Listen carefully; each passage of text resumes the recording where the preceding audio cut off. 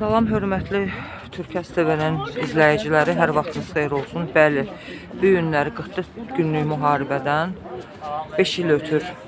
Biz Qarabağı əldə etdik, aldıq Qarabağımızı. Kimlərin sahəsində? Əlbəttə ki, şəhidlərimizin sahəsində. Biz onlara ölümcül olduq. Allah bütün şəhidlərimizə rəhmət eləsin. Sözü veririk şəhid anasına. Buyurun, özünüzü təqdim edin. Ağayev Qətivə, Ağayev Şahin'in anasıyam. Allah rəhmət eləsin. Çox sağ olun. Bugün anım günüdür. Düzdür, bizim için ağırdı. Hem danışmaq, hem de gurur vericidir ki, yani ki vətənimizi azad edildi bu şəhid balalarımız. Onların sayesinde bizim milletimiz başıca gəzir həmişə. Allah ruhlarını şad etsin, analara da səbir versin.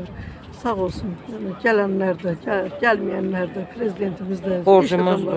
Allah köməyiniz olsun. Allah. Ben de Aviasiya Akademiyasının yani uşaq pilotdur diye ben onlar da əkil göndəriblər. Onlara da öz təşəkkürümü bildirirəm hamıya. Çox sağ olun. Vallahi təşəkkür edirəm. Çox sağ olun ana. Sağ olun. Allah rəhmət eləsin. Allah sizə səbir versin.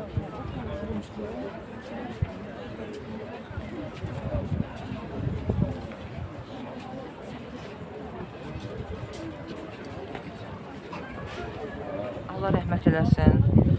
Allah səbir versin. Şəhidin nəyisi siz? Xalasıyam. Özünüzü təqdim edin. Əliyeva Nəzakət, Aha. Şəhid Yusifin xalasıyam. Allah rəhmət eləsin. Nə deyə bilərsiniz onun haqqında? Mən onun haqqında nə deyə bilərəm? Nə lazımdırsa onlar özləri dedilər. Necə oldu? Qatıldı 44 günlük vətən müharibəsinə. Özü getdi, könüllü getdi. Hərbi xidmətdəydi. Geri dönüşünə də çox az qalmışdı. Ayın birində yaralandı. Can, Xəstəxanada qaldı. can, 13 ildə öz ad günündə də şəhid olaraq. can, can. 19 yaşında şəhid olaraq gəldi. Allah rəhmət eləsin, Allah səbir versin. Bugünkü gündə biz onlara borcluyuq. Biz Qarabağı onların sayəsində aldıq. Allah şəhidlərimizə rəhmət eləsin. Özü təqdim edin, Allah rəhmət eləsin, Allah səbir versin. Bir qısa da olsa bir anons verin də, zəhmət olmasa. Çox xahiş edirik sizdən.